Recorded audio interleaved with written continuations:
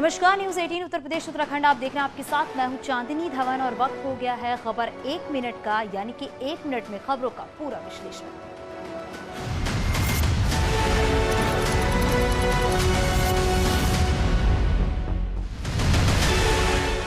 उदयपुर के कन्हैयालाल हत्याकांड में आरोपियों को 10 दिन की एनआईए रिमांड पर भेज दिया गया है, जहां कोर्ट के बाहर मौजूद भीड़ उग्र हो गई और कोर्ट से निकलते वक्त पुलिस के लिए आरोपियों को जीप में बैठाना मुश्किल हो गया।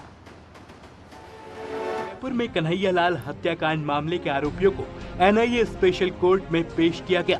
इस दौरान वकीलों समेत भारी भीड़ ने जमकर नारेबाजी की और आरोपियों की पिटाई करने की भी कोशिश की गई। हालांकि सुरक्षा बल तैनात होने की वजह से हालात को काबू में कर लिया गया। वहीं मौलाना तौकीर रजा ने कहा कि जिन लोगों ने कन्हैया की हत्या की है, ऐसे लोगों को किसी सार्वजनिक जगह पर फांसी दे देनी चाहिए।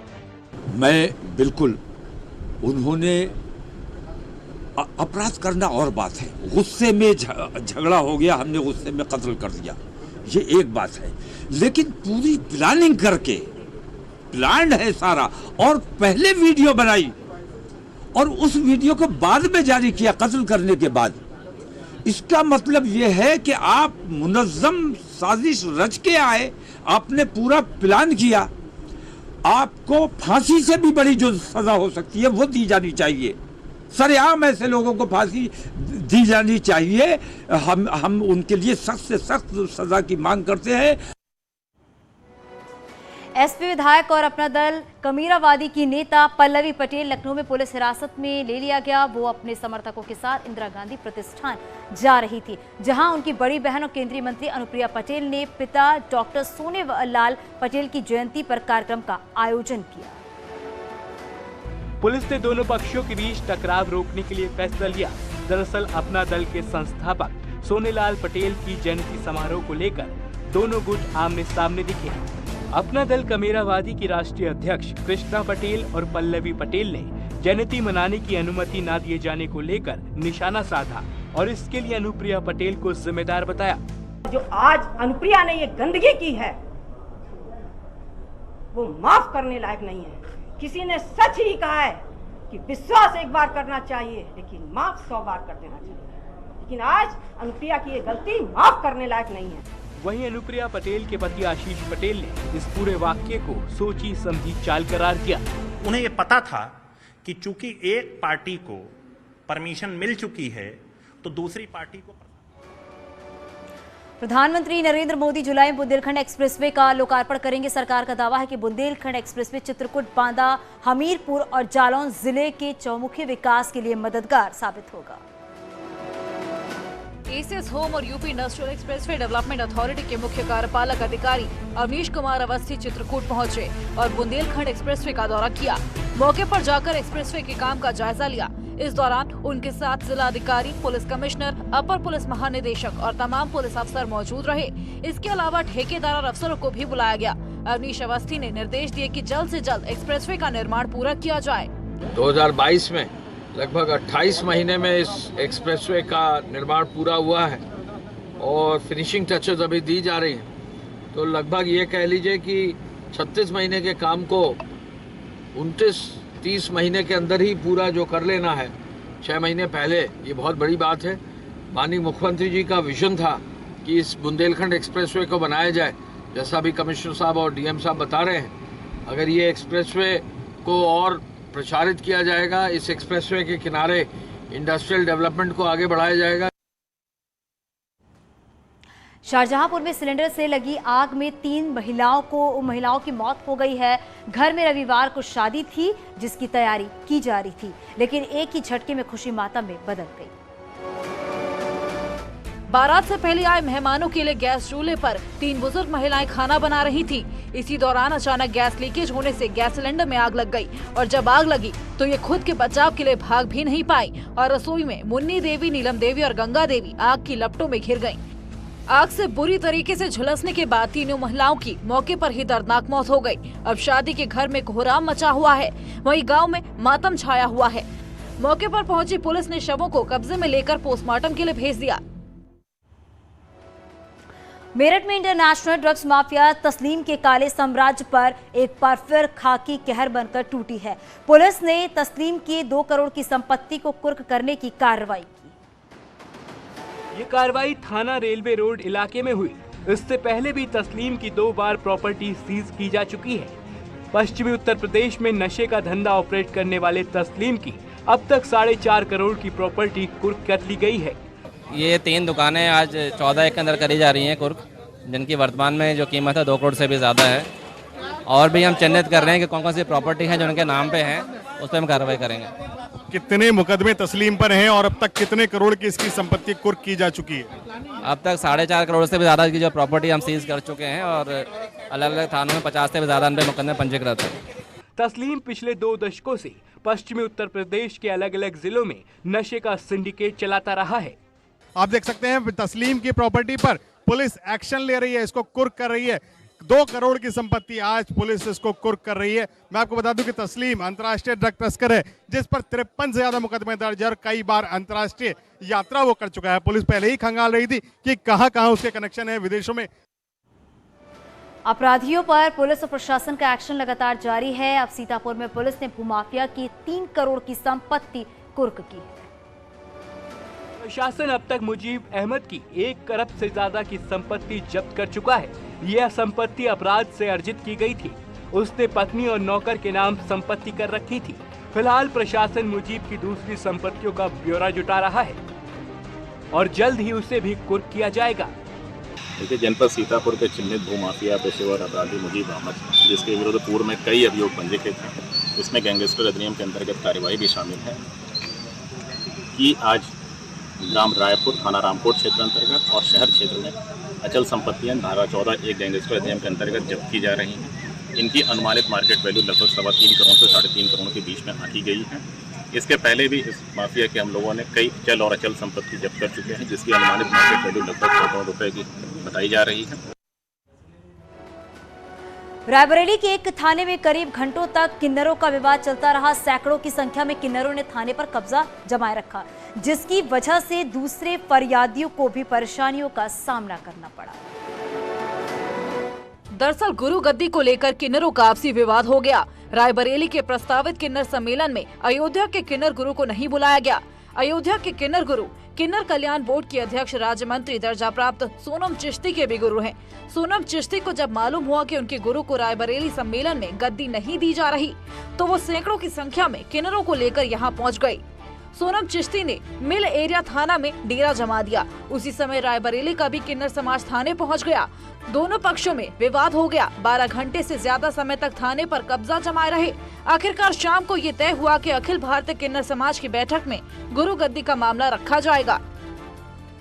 उसमें हमारे जो गुरुपति है महागुरु अयोध्या नरेश किन्नर, उनको ना बैठाने कारण से आपसी गद्दी को, सम्मेलन की गद्दी को लेकर विवाद चला, जिसका निस्तारण आज हमारे समस्त गुरु महागुरुओं के समस्त थाने के अंदर राजी खुशी से यह सहमति प्रदान हुई, जो आपस में हम लोग अपने समाज में अखिल किन्नर समाज संस्था में बैठ के आपस में विचार करके फिर यह सम्मेलन सभी की सहमति से निश्चित तय करके सम्मेलन की आयोजित किया जाएगा। अयोध्या में मंदिर की संपत्ति खरीदने और बेचने के मामले में एक संत की 9 करोड़ की संपत्ति कुर्क की गई है। गैंगस्टर एक्ट के अंतर्गत सुशील शरण दास की ये कार्रवाई जो है ये देखने को मिली है।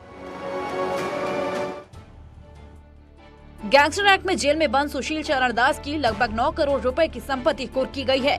कई थानों की फोर्स मौके पर मौजूद रही और फिल्मी स्टाइल में उनादी कराने के बाद लगभग 9 करोड़ की संपत्ति को कुर्क किया गया और फिर वहीं पर उप जिला अधिकारी को सुपुर्दगी कर दी गई। जमीन का विवाद काफी लंबे समय से चल रहा था। ये जमीन अयोध्या के प्रतिष्ठित मंदिर की संपत्ति थी, जिसको गैर कानूनी ढंग से आरोपी ने बेच दिया।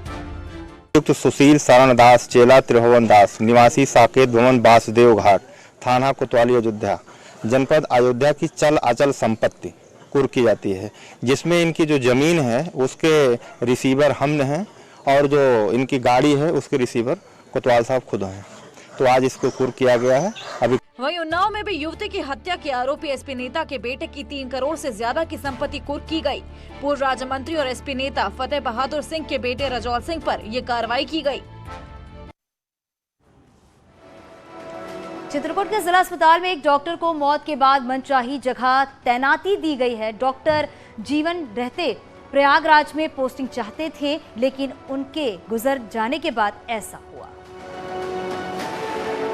डॉक्टर दीपेंद्र सिंह बीमारी की वजह से पिछले 5 साल से तबादले की मांग कर रहे थे, लेकिन परिवार का आरोप है कि उनको जीते जी अफसरों की टालमटोल और बहानेबाजी के अलावा कुछ नहीं मिल सका।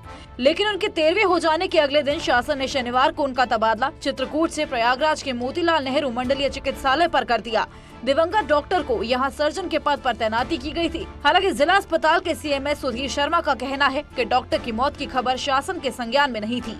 ACS होम और UP industrial expressway development authority के मुख्य कार्यपालक अधिकारी अवनीश कुमार अवस्थी चित्रकूट पहुंचे। दीपेंद्र यहाँ पे सर्जन के पद पे तैनात थे। ट्रांसफर की बात रही तो कोई खाली डॉक्टर दीपेंद्र का ट्रांसफर नहीं हुआ है। ट्रांसफर नीति के तहत जून में यूपी में सैकड़ों डॉक्टर के ट्रांसफर इधर से उधर हुए हैं। कोई ऐसा नहीं है कि खाली पर्टिकुलर डॉक्टर दीपेंद्र का। तो हो सकता है उस स्थानांतरण नीति में किसी के 8 साल 10 साल जब हो जाते हैं तो उसको जिला परिवर्तित किया जाता है, तो उस नीति के तहत उनका भी ट्रांसफर हुआ होगा।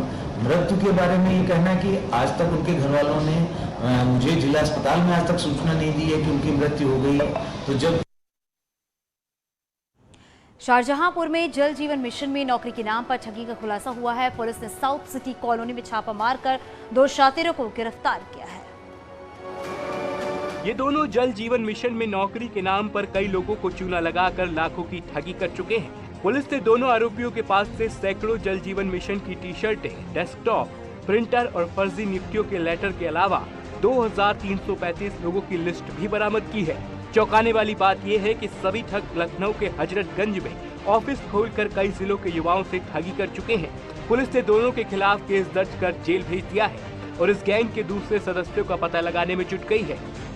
इनके द्वारा ऐसा 11 जनपदों में इस तरह का कार्य किया जा रहा है, जिसमें से जो दुर्गेश है यही सारे अकाउंट्स अपने हैंडल करता है और इसके अब तक के जो इसके मुताबिक 3 अकाउंट्स हैं जिनमें करीब 44 लाख रुपए का ट्रांजैक्शन है। कानपुर में एक बड़ा हैरान कर देने वाला मामला सामने आया है, जहां पर कथित रूप से एक पाकिस्तानी शख्स जो है वो पिछले 30 साल से भारतीय नागरिक बनकर रह रहा था। आलमचंद्र इसरानी मूलतः पाकिस्तान का नागरिक है। वो लंबी अवधि का वीजा लेकर भारत आया और यहाँ जाली Aadhaar card, voter ID, PAN card आदि बनाकर भारतीय नागरिक के रूप में कानपुर स्थित बर्रा में रहने लगा। इस दौरान वो सरकारी सुविधाओं का भी पूरा लाभ लेता रहा। हद तो ये है कि इस दौरान उसके बेटे ने भारतीय एयरफोर्स में नौकरी हासिल कर ली और दूसरा सरकारी मुलाजिम बन गया। ये मामला तब सामने आया जब वकील ने तीनों के खिलाफ जूही थाने में रिपोर्ट दर्ज कराई। ये मामला ये है कि ये पाकिस्तानी नागरिक इसने बिना भारतीय नागरिकता को प्राप्त किए हुए तमाम भारतीय दस्तावेज, voter card, pan card, bank खाता, बिजली बिल कनेक्शन, सब से दस्तावेज जालसाजी करते हुए बनवा लिए और उन्हें इसने इन दस्तावेजों का दुरुपयोग किया यहाँ भारतीयों की सुविधाओं को हड़पने के लिए। इन्हीं जालसाजी से प्राप्त दस्तावेजों से के माध्यम से इसने एक वाद डाला सीमा न्यायालय कानपुर नगर में अपने मकान मालिक के खिलाफ, जो कहता है, और उसने इसमें एक्स पार्टी ऑर्डर प्राप्त कर लिया कि अपने भारतीय नागरिक बताते हुए। ये पूरी एक जालसाजी कहानी है। कानपुर में हुए बिकरू कांड के 2 साल पूरे हो चुके हैं। इस मामले में जो भी आरोपी हैं उन पर पुलिस की कार्रवाई लगातार जारी है। पुलिस ने इस मामले में 80 FIR दर्ज की थी, जिसमें 62 आरोप पत्र दाखिल कर दिए गए और 66 लोगों की गिरफ्तारी भी की गई। 54 लोग फिलहाल जेल में हैं। इसके अलावा विकास दुबे, जयकांत वाजपेयी और विष्णुपाल की 70 करोड़ से ज्यादा की संपत्ति को जब्त किया गया है। वहीं गैंगस्टर एक्ट के तहत भी एक्शन लिया जा रहा है। अपराध और अपराधियों पर अंकुश लगाने के लिए कानपुर जोन में विकास दुबे के एनकाउंटर के बाद से ताबड़तोड़ कार्रवाई। क्या कार्रवाई उसको जानने के लिए ADG भानु भास्कर हमारे साथ हैं, उनसे बात करते हैं। सर, क्या कार्रवाई? अभी तक से लगभग हमारे पास 80 FIR में 62 में हम लोगों ने चार्जशीट कर दिया है। 67 लोग गिरफ्तार हो चुके हैं, जिसमें से वर्तमान में 54 लोग जो है जेल में। इसके साथ जो ट्रायल्स हुआ है उसमें जितने 62 केसेस में चार्जशीट किए हैं सभी में आरोप तय हो चुका है। उसमें 39 केसेस में चार्ज फ्रेम हो गया है और एक में सारा अभियोजन साक्षी का पक्ष जो है वो कंप्लीट हो चुका है साक्षी। इसके साथ हम लोग पूरे केस में 3 गैंगस्टर एक्ट में लगभग 36 लोगों के खिलाफ कार्रवाई की है। हिंदूवादी नेता कमलेश तिवारी की पत्नी को जान से मारने की धमकी मिली है। कमलेश तिवारी की पहले ही हत्या हो चुकी है। अब उनकी पत्नी किरण ने भी अपनी जान को खतरा बताया है। किरण तिवारी ने जानकारी दी कि उनके घर पर उर्दू में लिखी चिट्ठी मिली है, जिसमें उन्हें जान से मारने की धमकी दी गई है। चिट्ठी में लिखा है कि जहां तुम्हारे पति को भेजा है वहीं तुम्हें भी पहुंचा देंगे। हिंदूवादी नेता कमलेश तिवारी की पत्नी किरण तिवारी को एक धमकी भरा पत्र मिला है। उनको जान से मारने की धमकी दी गई है, उनके परिवार को मारने की धमकी दी गई है, जिसकी जानकारी के लिए इस वक्त हमारे साथ किरण तिवारी जी मौजूद हैं, जिनसे हम बात करेंगे। मैडम, किस तरह की धमकी मिली और कब? ये लेटर हम नीचे जो है किसी डाक के द्वारा आया या फिर किसी के द्वारा आया, इसकी मुझे जानकारी नहीं थी, जबकि मेरे सुरक्षाकर्मी थे नीचे, उनको भी कोई शायद जानकारी नहीं हो पाई। तो ये नीचे लेटर रखा हुआ था, हमारा कार्यकर्ता आया, वो लेटर 2 दिन के बाद नीचे से लेकर के आया ऊपर। तो उसको मैंने देखा रखा था, उसमें कोई कहीं का कोई एड्रेस वगैरह नहीं था। उसके बाद मैंने उसको देखा, हमने कहा इसको देखिए तो ये कहाँ से लेटर आया है। उसने देखा तो उसमें जो है उर्दू में लिखा हुआ था पूरा लेटर। आगरा में ब्लॉगर मर्डर केस में नए नए खुलासे सामने आ रहे हैं। ब्लॉगर मर्डर केस में अब एक नया वीडियो भी सामने आया है। ये वीडियो ब्लॉगर की हत्या के बाद का बताया जा रहा है। वायरल वीडियो फ्लैट के अंदर का है। ब्लॉगर रितिका की हत्या कर दी गई थी। वायरल वीडियो में साफ तौर पर दिख रहा है कि फ्लैट के हर कोने में सामान बिखरा हुआ पड़ा है। ब्लॉगर रितिका को 4 मंजिल ऊपर से फेंकने से पहले फ्लैट के अंदर जमकर जद्दोजहद हुई थी। फ्लैट के अंदर की तस्वीरों को देखकर साफ तौर पर लग रहा है कि हत्यारों से रितिका ने 2-2 हाथ किए थे, जिसकी वजह से फ्लैट का सामान बिखर गया। ये वीडियो सोशल मीडिया पर वायरल हो रहा है। हालांकि न्यूज़ 18 इस वीडियो की पुष्टि नहीं करता।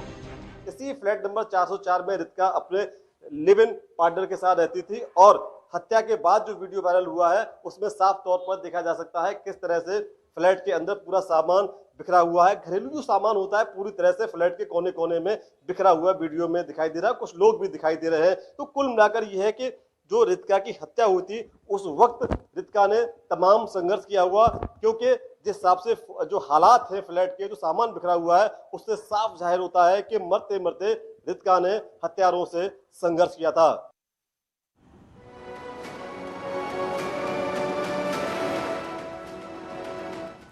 और यहाँ कोई एक छोटे से ब्रेक के लिए जल्द लौटते हैं।